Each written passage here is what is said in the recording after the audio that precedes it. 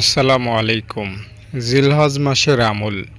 জিলহজ মাসে এই আমল করলে আপনি ১০০বার কোরআন খতম করার চাইতে ১০০বার হজ করার চাইতে বেশি সওয়াব পাবেন এবং আপনার ১০ বছরের গুনাহ নিশ্চিতভাবে ক্ষমা হবে। নিশ্চিত 100% সিউরিটির সাথে মাফ পাবেন। কোনো প্রকার দুর্বলতা, কোনো প্রকার সন্দেহ সংশয় এর মধ্যে নাই, কোনো অস্পষ্টতা, কোনো দুর্বলতা নাই।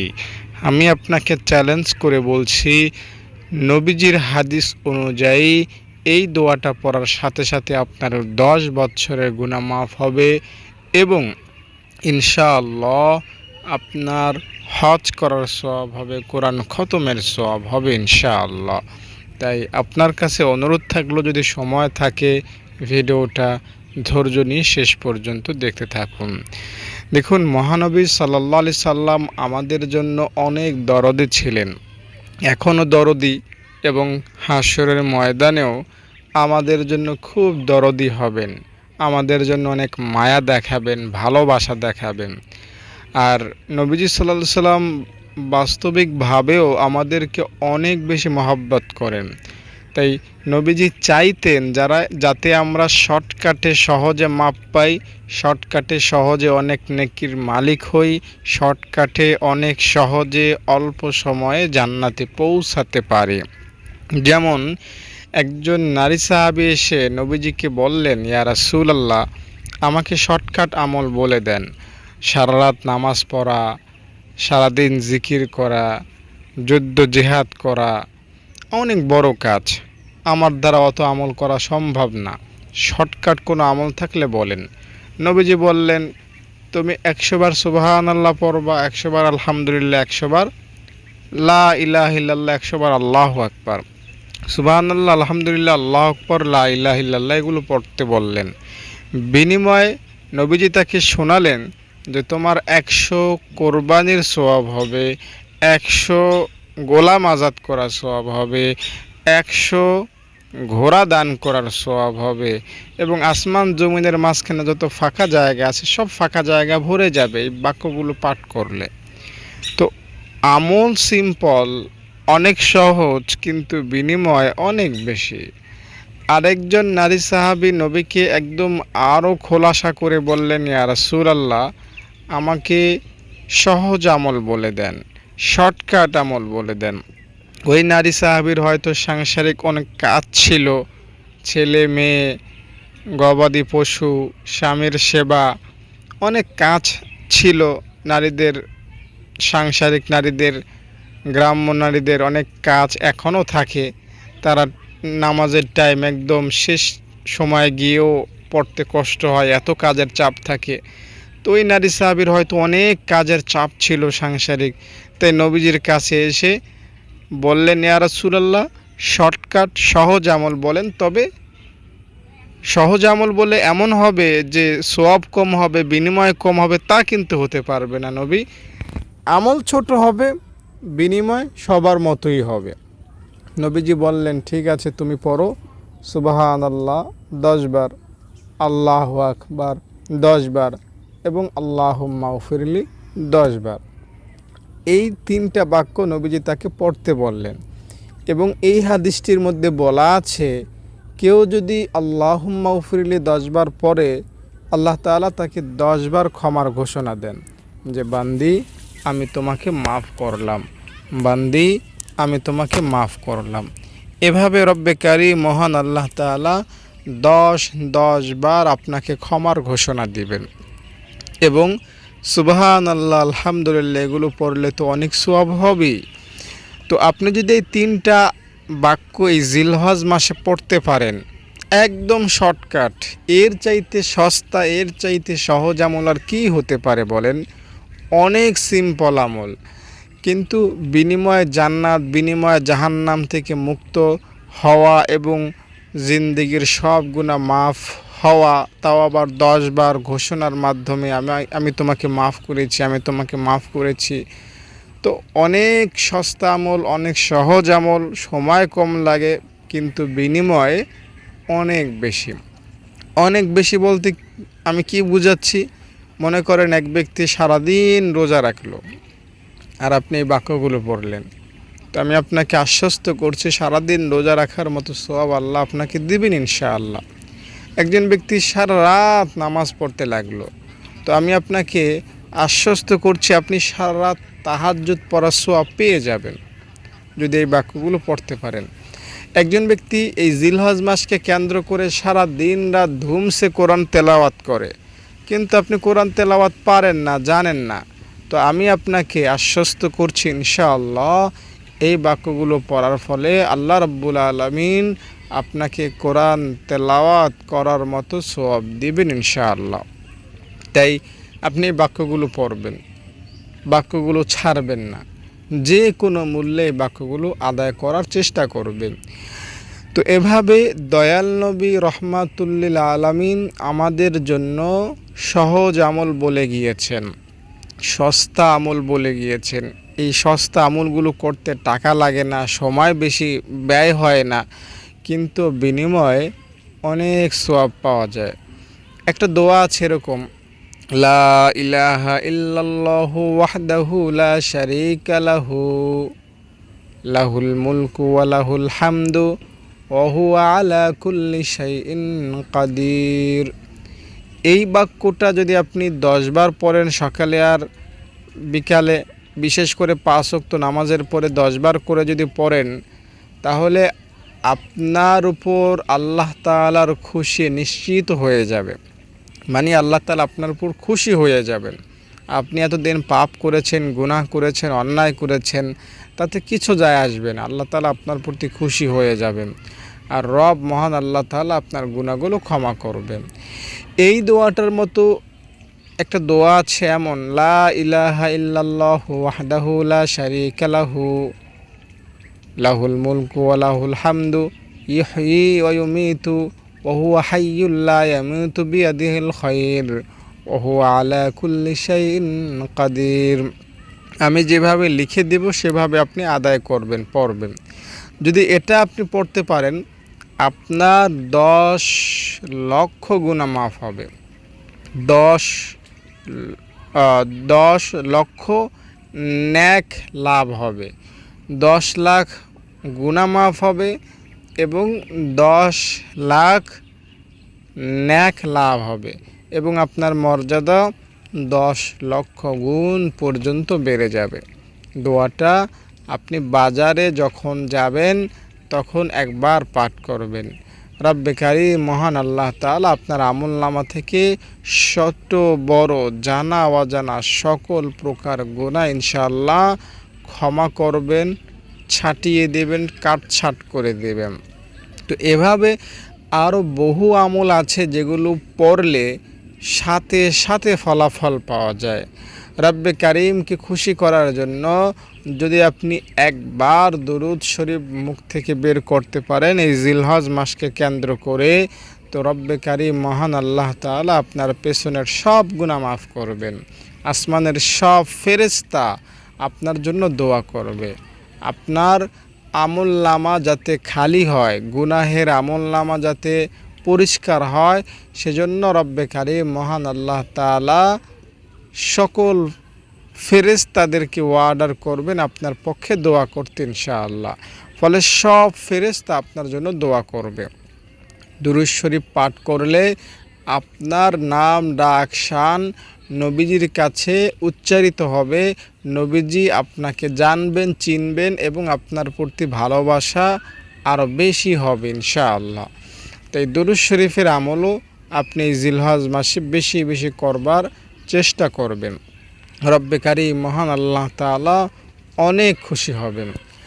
আর সবচাইতে বেশি গুরুত্ব দিয়ে যে আমলটা করবেন সেটা হলো তাওবা, ইস্তেগফার। ইস্তেগফার এবং তাওবা এই দুইটা জিনিস এক না, একটু পার্থক্য। ইস্তেগফার হলো ক্ষমা চাওয়া আর তাওবা হলো ফিরে আসা।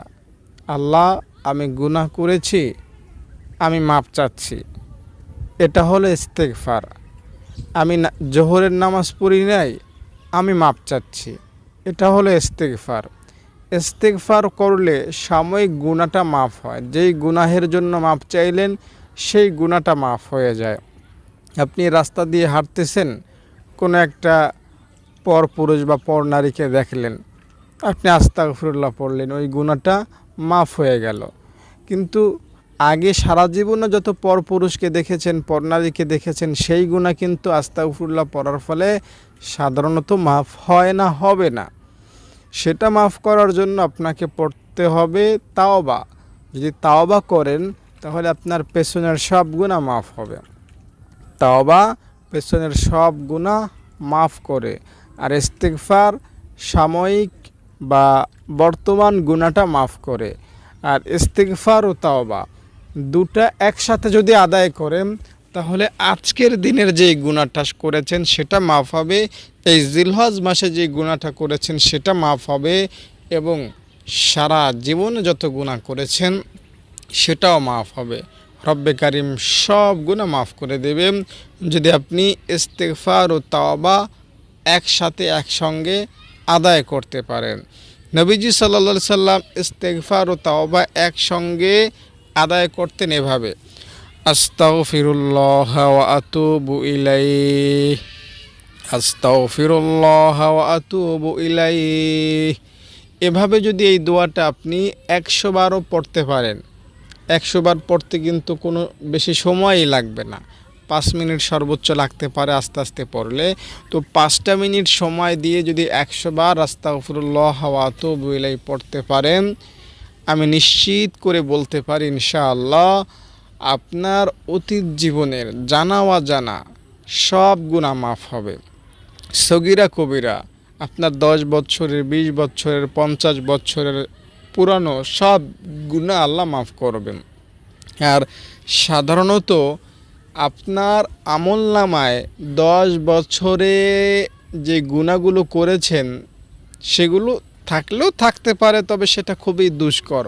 আর 10 বছর আগে যে গুনাহ করেছেন সেটা থাকার কোনো মানে হয় না, কোনো যুক্তি হয় না, কোনো বিশ্বাস হতে পারে না, বিশ্বাসে আসতে পারে না যে আপনি 10 বছর মানে 2024, এখন 2014 সালের আগে যেই গুনাহগুলো করেছেন সেই গুনাহগুলো আজও আপনার আমলনামায় আছে, সেটা বিশ্বাসযোগ্য না। কারণ কি জানেন?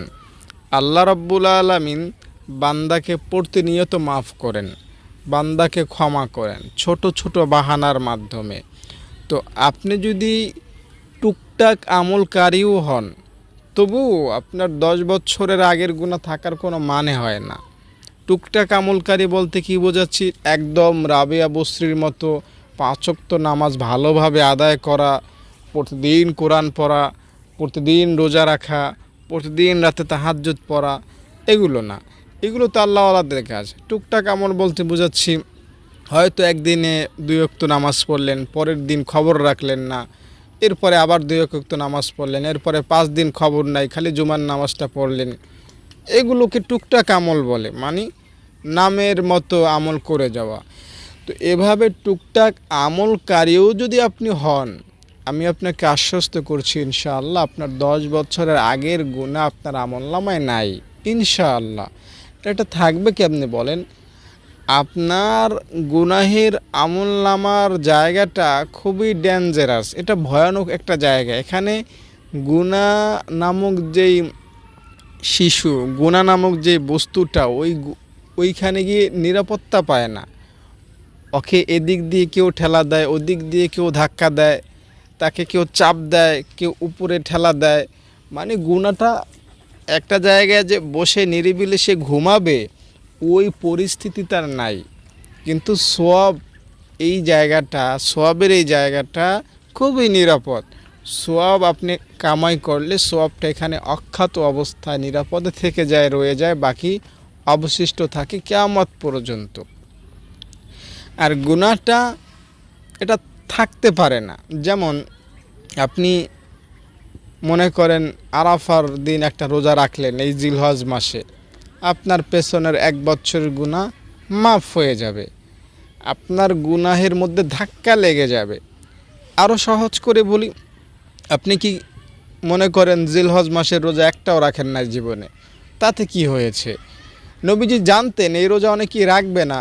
আগেই তো আমি বলেছি নবীজি আমাদেরকে অনেক বেশি ভালোবাসেন, তাই এই রোজাকে নবীজি বাধ্যবাধকতা করে যাননি। উম্মত তোমার মনে চাইলে রাখো, না মনে চাইলে কোনো সমস্যা নাই, তোমার রাখা দরকার নাই। গুনাহ একটাও হবে না, আমি আল্লাহকে বলে রেখেছি, তোমার একটা গুনাহ হবে না, ঠিক আছে? তো আপনি মনে করেন রোজা রাখলেন না, আপনি তো লা ইলাহা ইল্লাল্লাহ কমাস কম পড়েন, হয়তো একদিনে 100 বার পড়েন, অথবা একদিনে 100 বার পড়েন না, হয়তো এক সপ্তাহ মিলিয়ে 100 বার পড়েন, হয়তো তাও না বছরে মিলিয়ে 100 বার পড়েন। তবুও আমি আপনাকে আশ্বস্ত করতে পারি আপনার 10 বছরের আগের গুনাহ আপনার আমলনামায় নাই। কারণ নবীজির হাদিস তো সত্য কথা, ঠিক না? আমার কথা আপনার অবিশ্বাস হতেই পারে, কিন্তু নবীজির কথা আপনার কেন? আপনার আমার বাপ দাদার 14 গোষ্ঠী মিলেও নবীজির কথার মধ্যে ভুল ধরতে পারবে না। আমরা মুসলিম হিসাবে নবীজির কথাকে অনেক বেশি বিশ্বাস করি, শ্রদ্ধা করি। হ্যাঁ, আমার এটা হাত, আমি আমার হাতকে যতটা বিশ্বাস করি না, আমারটা 5টা আঙ্গুল আছে, একটা হাত আছে, যতটা নিশ্চিতভাবে দেখে নিশ্চিতভাবে বিশ্বাস করি, তার চাইতেও আমার বেশি বিশ্বাস করতে হবে নবীজির প্রত্যেকটা কথাকে। তো নবীজি বলে গিয়েছেন যে লা ইলাহা ইল্লাল্লাহ পরে তার জন্য আরশের একটা খুঁটি নড়ে। আল্লাহ তাআলা বলেন তুমি নড়ছো কেন? খুঁটি বলে আল্লাহ সে লা ইলাহা ইল্লাল্লাহ পড়েছে, অথচ তার গুনাহ তুমি মাফ করো না। যতক্ষণ না তার গুনাহ তুমি মাফ করবা আমি থামবো না। আল্লাহ তাআলা তাৎক্ষণিকভাবে সঙ্গে সঙ্গে বলে দেন আমি তার গুনাহ মাফ করে দিয়েছি, এখন তুমি থামো। তো দেখুন, একবারও যদি আপনি লা ইলাহা ইল্লাল্লাহ পড়ে থাকেন তাহলেও কিন্তু আপনার গুনাহ মাফ, তাও আবার 10 বছরের মধ্যে একবারও যদি লা ইলাহা ইল্লাল্লাহ পড়েন, মানে 2014 থেকে 2024 সাল পর্যন্ত এই 10 বছরের মধ্যে কোনো আমলেই আপনি করেন না, একদম কোনো আমলেই করেন না, শুধু একবার লা ইলাহা ইল্লাল্লাহ পড়েছেন, তবুও আপনাকে আমি সান্ত্বনার বাণী শোনাতে পারি আপনার 10 বছরের আগের গুনাহ আপনার আমলনামায় নাই। আমি আপনাকে আরও সহজ করে বলি, আল্লাহ তাআলা বান্দার গুনাহকে অপছন্দ করেন, বান্দার গুনাহকে অপছন্দ করেন, গুনাহকে দেখতে ভালোবাসেন না। আল্লাহ তাআলা বান্দাকে ভালোবাসেন কিন্তু বান্দার গুনাহকে ভালোবাসেন না। মা তার সন্তানকে ভালোবাসে কিন্তু সন্তানের পেশাব পায়খানাকে ভালোবাসেন না। তাই সন্তান যখনই পেশাব পায়খানা করে মা এগুলো পরিষ্কার করে দেয়, পরিষ্কার করতে ছটফট করতে থাকে, আমার সন্তানটা ময়লাযুক্ত, আমার ভালো লাগতেছে না। তো রব বান্দাকে অনেক বেশি ভালোবাসেন, তাই বান্দার শরীরে যখন গুনাহ থাকে এটা পরিষ্কার করতে আল্লাহ তাআলা অস্থির হয়ে ওঠেন। তাই ছোট ছোট একদম সামান্য উসিলা পেলেও আল্লাহ তাআলা বান্দাকে ক্ষমা করেন। একজন জেনাকারী নারী সম্পর্কে আমরা হাদিসে পড়েছি, জেনেছি, শুনেছি যে সে সারা দিন রাত জেনা করত, পরপুরুষের সাথে সময় কাটাতো। তো একবার পথিমধ্যে সে একটা পিপাসার্ত কুকুর দেখতে পেল, তার মনে একটু দয়া হলো, হায় রে, আমাকে তো আল্লাহ কত পানি দিয়েছে, আমি চাইলেই খেতে পারি, এই কুকুরটা পানির জন্য অস্থির হয়ে গিয়েছে, আশেপাশে কোনো পানি নাই, ঘর বাড়ি নাই, সে কোত্থেকে পানি পান করবে। তো তার মনে একটু দয়া হলো, তাই সে একটু দয়া করে কূপ থেকে পানি উঠিয়ে কুকুরটাকে দিল, কুকুরটা পেট ভরে পানি খেলো। তো আল্লাহ তাআলা খুশি হয়ে গেলেন, নবীজি আমাদেরকে জানাইলেন যে এই সামান্য কাজের উসিলে আল্লাহ তাআলা তাকে মাফ করেছেন।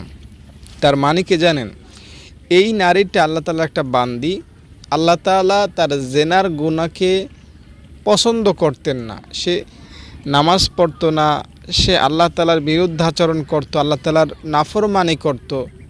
তো দিন শেষে সে তো আল্লাহ তাআলার বান্দি, ঠিক না? তাই আল্লাহ তাআলা তার গুনাহকে মাফ করার জন্য শুধুমাত্র উসিলা খুঁজতে লাগলেন, কোন উসিলে আমি তোকে মাফ করব, বান্দি তোকে কি দিয়ে আমি মাফ করব? তো আল্লাহ তাআলা এক সময় পাইলেন একটা ভালো কাজ, কুকুরকে পানি পান করানো। হ্যাঁ, এটা তো সমাজের অনেক একদম সুউচ্চ লেভেলের ভালো কাজ, ঠিক না? তা কিন্তু না, এটা একদম নগণ্য কাজ বলা যায়। কুকুরকে পানি পান করানো, এটা কি নামাজ? একক তো নামাজের কাছে দুনিয়ার সব কুকুরকে পানি পান করার সোয়াবও আসতে পারবে না, এত ছোট এক কাজ। কিন্তু রব এই সামান্য কাজটার উসিলাতে তাকে মাফ করেছেন। তো দেখুন, এই যে তাকে মাফ করলেন আল্লাহ তাআলা, এটা কি শুধু তার জন্যই নির্দিষ্ট? আমাদেরকে কি মাফ করবেন না ছোট কাজের উসিলা দিয়ে? অবশ্যই আমাদেরকেও মাফ করবেন। দেখুন, বর্তমানে তো আমাদের নবীজি নাই। যদি নবীজি থাকতেন তাহলে হয়তোবা এরকম বহু কাজের উসিলা দিয়ে আল্লাহ তাআলা বান্দাকে মাফ করতেন, সেই ঘটনাগুলো আমরা জানতে পারতাম। কখন কার গুনাহ আল্লাহ তাআলা মাফ করতেছেন সেটা কিন্তু আমরা জানি না। তো রব মহান আল্লাহ তাআলা এখনও এই 2024 সালে এসেও এই সামান্য কাজের উসিলা দিয়ে বান্দাকে ক্ষমা করেন। তো এই জিলহজ মাসে আপনি যদি সামান্য উসিলাও আল্লাহ তাআলাকে দেখাতে পারেন ক্ষমার জন্য, রব আপনাকে ক্ষমা করবেন। মনে করেন রাস্তা দিয়ে হাঁটতেছেন, খারাপ একটা জিনিস দেখলেন, যে জিনিসটা যদি রাস্তায় থাকে পথচারীদের সমস্যা হবে, আপনি সরায় দিলেন, আপনাকে আল্লাহ তাআলা জান্নাত দিয়ে দিবেন ইনশাআল্লাহ। আপনার গুনাহগুলো আল্লাহ মাফ করবেন।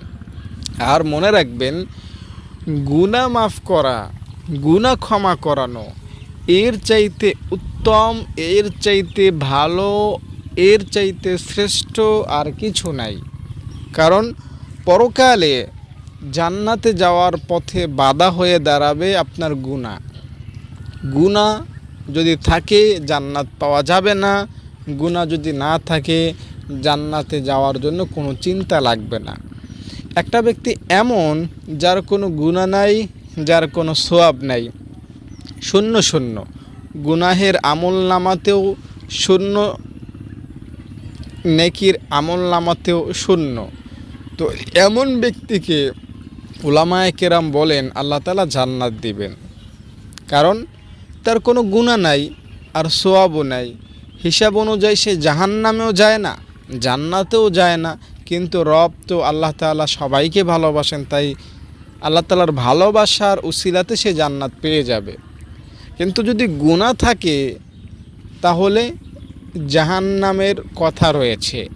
তাই যদি আপনি পারেন গুনাহ ক্ষমা করাতে, এটা হবে আপনার জন্য শত শতবার কোরআন খতম করার চাইতে উত্তম, শত শতবার হজ করার চাইতে উত্তম, শত শতবার জিকির করার চাইতে উত্তম। গুনাহ মাফ করানো এর চাইতে শ্রেষ্ঠ আর কি হতে পারে? আবার গুনাহ মাফ করানো এর চাইতে সস্তা সহজ জিনিসও দ্বিতীয়টা আর নাই। বিশ্বাস করেন, গুনাহ মাফ করানো, ভালো করে মনে রাখবেন কথাটা, গুনাহ মাফ করানো ইসলামের সবচাইতে উত্তম আমল। আবার গুনাহ মাফ করানো ইসলামের সবচাইতে সস্তা আমল, সহজলভ্য আমল, শর্টকাট আমল। মানে ইসলামের সবচেয়ে দামি আমলের মধ্যে একটা গুনাহ মাফ করানো। হিসাব অনুযায়ী তো এই আমলটা করার জন্য কোরবানির মতো 70-80 হাজার টাকা দিয়ে একটা কোরবানি করা শর্ত ছিল। হিসাব অনুযায়ী তো এই আমলটা করার জন্য 2 মাস সময় লাগিয়ে মক্কা মদিনায় অবস্থান করে হজ করার মতো সময় ব্যয় করা লাগার কথা। কিন্তু রব এই আমলটা একদম সহজ রেখেছেন, শর্টকাটে রেখেছেন, বিনামূল্যে অল্প সময়ে এই আমলটা রেখেছেন। মানে আমল সস্তা, সময় কম লাগে করতে, কিন্তু বিনিময় অনেক বেশি। তাই গুনাহ মাফ করান, গুনাহ মাফ করান। দেখুন, আমার আমলনামায় ভালো করে বুঝবেন, আমার আমলনামায় 100 বার কোরআন খতমের সওয়াব আছে। এটা থাকাটা স্বাভাবিক, কারণ আমি ব্যক্তিগতভাবে কোরআনের হাফেজ হয়েছি। সেই 2008-9 সালে 10 সালে হাফেজ পড়েছি। তো হাফিজি পড়তে শত শতবার কোরআন খতম করা জরুরি, না হলে কোরআন মুখস্থ হয় না। তো স্বাভাবিকভাবে 100 বার কোরআন খতম করার সওয়াব আমার আমলনামায় আছে, এটা আমি আশ্বস্ত করতেই পারি নিজেকে। আর আপনি কোরআন পারেন না, কি পারেন না? কোরআন পড়তেই পারেন না। তো আপনার কোরআন খতম করার সওয়াব পাওয়া এটা তো অস্বাভাবিক, ঠিক না? আপনার সাধারণ দৃষ্টিতে কোরআন শুরু থেকে শেষ পর্যন্ত পড়ার যে সওয়াব সেটা আপনার আমলনামায় নিশ্চিতভাবেই নাই, ঠিক না? কিন্তু আপনার আমলনামায় কোনো গুনাহ নাই। ভালো করে বুঝবেন সূত্রটা। আমি আমাকে দিয়ে আপনাকে উদাহরণ দিয়ে বলছি। ব্যক্তিগতভাবে 100 বার কেন, মিনিমাম বলা চলে 1000 বার, 2000 বার, এমনকি 10,000 বার কোরআন খতম করার সুযোগ আমার হয়েছে। কোরআন খতম আমি করেছি। 10,000 বার কোরআন খতম করার সওয়াব হয়তো আমার আমলনামায় ইনশাআল্লাহ এখন হয়তো আছে, কিন্তু আপনার আমলনামায় এগুলো নাই। কিন্তু আপনার আমলনামায় কোনো গুনাহ নাই। তাহলে আপনি এবং আমার মধ্যে দামি কে জানেন? আপনি। কারণ আমার আমলনামায় অনেক বহুবার কোরআন খতম করার সওয়াব ঠিক আছে, ঠিক, কিন্তু গুনাহ তো আছে। তো এই সওয়াব আর গুনাহের মধ্যে কিয়ামতের ময়দানে যুদ্ধ লেগে যাবে। কোরআন খতমের সওয়াব বলবে আমি তাকে জান্নাতে নিব, আর আমার গুনাহগুলো বলবে না, সে তো গুনাহ করেছে, জান্নাতে নিলে পরে নিও, এখন শাস্তি তাকে ভোগ করতে হবে। তো আমাকে জান্নাতেও জান্নাতে যাওয়ার সুযোগও দেওয়া হতে পারে, আবার জাহান্নামেও যাওয়া লাগতে পারে। কিন্তু দোস্ত, আপনার আমলনামায় তো গুনাহ নাই, তাই নিশ্চিতভাবে বলতে পারি আপনি এক মুহূর্তের জন্য জাহান্নামে যাবেন না। তো এজন্যই এই সেন্সে, এই ভঙ্গিতে, এই দৃষ্টিকোণ থেকে, এই সূত্রে আপনাকে বলছি, আপনি যদি এই জিলহজকে কাজে লাগিয়ে নিজের গুনাহগুলো মাফ করতে পারেন, আপনার চাইতে শ্রেষ্ঠ মানুষ দুনিয়াতে একটাও হবে না। আপনার চাইতে উত্তম মহান ব্যক্তি দুনিয়াতে একটাও থাকতে পারবে না। আল্লাহ রাব্বুল আলামিন আপনাকে মাফ করবেন, আপনাকে ক্ষমা করবেন। দেখুন, বড়রা ওলামায়ে কেরাম আমাদেরকে এই কথাটা বলেন যে আল্লাহওয়ালা হওয়া খুব সহজ, আল্লাহওয়ালা হওয়াটা খুব সস্তা জিনিস। দুনিয়ায় একটা বাড়ি করার জন্য অনেকের সারা জীবনের সঞ্চয় ব্যয় করতে হয়। দুনিয়াতে একটা ক্ষমতার পথ পাওয়ার জন্য কত মারামারি, হানাহানি, কাটাকাটি, রক্ত দেয়া লাগে, ঘাম ঝরানো লাগে। কিন্তু রবের কাছে প্রিয় হতে এগুলো কিচ্ছু লাগে না। আপনি গুনাহ থেকে মুক্ত হলেন তো আপনি আল্লাহওয়ালা। আপনি নবীজির সব সুন্নাতগুলো নিজের শরীরে ফিট করলেন তো আপনি আল্লাহওয়ালা। তো আপনি গুনাহমুক্ত হওয়ার চেষ্টা করেন, গুনাহমুক্ত থাকার চেষ্টা করেন, ইনশাআল্লাহ আল্লাহ রাব্বুল আলামিন আপনাকে মাফ করবেন, আপনাকে ক্ষমা করবেন। দেখুন, বনি ইসরায়েলের কিছু কিছু গুনাহ মাফের ঘটনা আছে যেগুলো আমাদের ইমানকে নাড়া দেয় যে না, বনি ইসরায়েলের লোকদের আল্লাহ তাআলা এত পাপ করার পরেও ক্ষমা করেছেন, আর আমরা তো মুহাম্মদী নবীর উম্মত। বিষয়টা বুঝেন আপনারা? অনেকেই কিন্তু এগুলো বুঝেন না। মনে করেন বিশাল একটা নদী গিয়েছে, নদী দেখেছেন আপনি, নদীতে অনেক প্রকারের মাছ থাকে, অনেক পানি থাকে। তো এই নদী আমাদেরকে উপমা হিসাবে ধরতে পারেন। আর নদীর চতুর্দিক থেকে এখানে ওইখানে বিভিন্ন ধরনের দেখবেন খাল দেখা যায়, ছোট ছোট খাল দেখা যায়। ওই খালে 12 মাস পানিও থাকে না, বর্ষাকালে পানি থাকে, আর সবসময় শুষ্ক শুকনোই থাকে, মাছ তো থাকার দূরের কথা। তো ওই ছোট শুষ্ক খালের উপমা হলো বনি ইসরাইলের উম্মত, আর বিশাল দরিয়া হলো এই উম্মতে মুহাম্মদী নবীর উম্মত। আমাদের উপমা হলো বিশাল নদী, যেখানে 12 মাস পানি থাকে, 12 মাস সুস্বাদু মাছ থাকে। তো আমাদের যদি এই উপমা হয়, এই ক্ষমতা হয়, তাহলে আল্লাহ তাআলা আমাদেরকে মাফ করবেন না? আমাদেরকে বেশি ক্ষমা করবেন না? অবশ্যই ক্ষমা করবেন, অবশ্যই ক্ষমা করবেন। আমি আপনাকে সহজ করে বলছি, একটা লোক বনি ইসরাইলে 100 খুন করেছে, এখনও মাপ চাইতে পারে না, এখনও ওইভাবে ক্ষমাও চাইতে পারে না। এখনও রবের কাছে নিজের কথাগুলো ভালোভাবে বলতেও পারে না যে আল্লাহ গুনাহ করেছি, অন্যায় করেছি, আর করব না, আমাকে মাফ করো, জান্নাত দাও, জাহান্নাম থেকে বাঁচাও। এই কথাগুলো এখনও মন থেকে চোখের পানি ফেলে মোনাজাত করে বলার সুযোগ তার হয় না। তবুও আমাদেরকে নবীজি বলেছেন যে এই লোকটাকে আল্লাহ মাফ করেছেন শুধু মাফ পাওয়ার আশা ব্যক্ত করার কারণে। এই হাদিসটা বুখারী শরীফের মধ্যে রয়েছে। তো একটা লোক 100 খুন করে যদি জান্নাত পেতে পারে, তাও আবার হিসাব নিকাশ ছাড়া, বিনা হিসাবে, জাহান্নামে যাওয়া ছাড়াই যদি মাপ পেতে পারে, তো আমাকে বলেন আমরা কি এমন অন্যায় করলাম যে আল্লাহ আমাদেরকে মাফ করবেন না? দেখুন, মাফের বিষয়টা যদি আল্লাহ তাআলা দেখায়া দিতেন, এই সওয়াব গুনাহ যদি আল্লাহ তাআলা দেখায়া দিতেন, তাহলে আমি আপনাদেরকে শোনাচ্ছি, আমরা মুসলিমরা দেখতে পেতাম আমাদের গুনাহের আমলনামায় কোনো গুনাহ নাই। পুরাতন গুনাহ বলতে কোনো গুনাহই নেই। নতুন হয়তো 2-4টা গুনাহ থাকতে পারে, কিন্তু পুরাতন গুনাহ নাই। কারণ আপনার গুনাহ কতভাবে ধাক্কা খায়। আপনি উজু করতেছেন, গুনাহের মধ্যে ধাক্কা লেগে যায়, আগুন লেগে যায়, জানেন তো।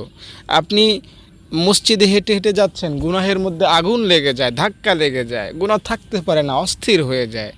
আপনি 5 ওয়াক্ত নামাজ পড়েছেন, তো গুনাহের আমলনামার মধ্যে, গুনাহের মাথার মধ্যে একদম কোপ লেগে যায়, গুনাহ একদম মরে যায়।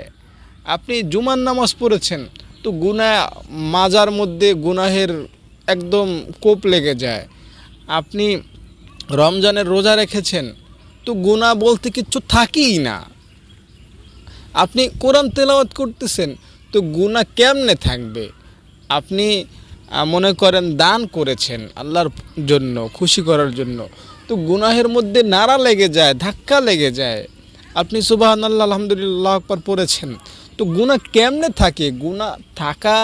গুনাহ থাকতেই পারে না। গুনাহের মধ্যে অস্থিরতা চলে আসে, গুনাহ মাফ হতে বাধ্য হয়।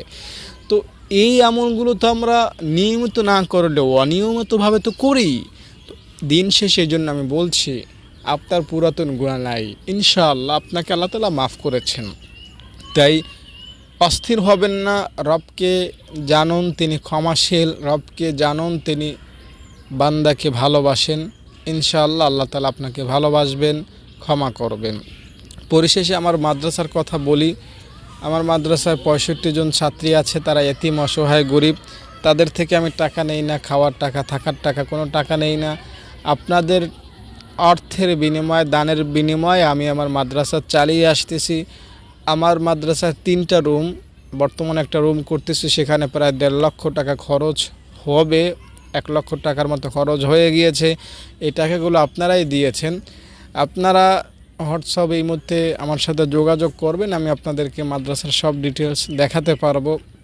আর আপনারা আমাকে ফোন করবেন অবশ্যই। যদি কোরবানি দিতে চান, আমাদের মাদ্রাসায় ফ্রিজ আছে, আপনারা টাকা পাঠাবেন, আমি আপনাদের নামে, আপনাদের পক্ষে কোরবানি দিয়ে আমার ছাত্রীদেরকে সারা বছর খাওয়াতে পারবো। আর নিয়মিত যারা দান করেছেন তারা অবশ্যই করবেন। আর আমার হ্যাফজ বিভাগে, মাদ্রাসার হ্যাফজ বিভাগে বর্তমানে 22 জন ছাত্রী আছেন। তাদের দেখাশোনা খরচ যদি কেউ দিতে চান, একজন ছাত্রীর খরচ যদি কেউ দিতে চান, তাহলেও আমার সাথে যোগাযোগ করবেন। তো মাদ্রাসাটা এতিমখানা, লিল্লা বোর্ডিং, আপনাদের দান খুব বেশি জরুরি।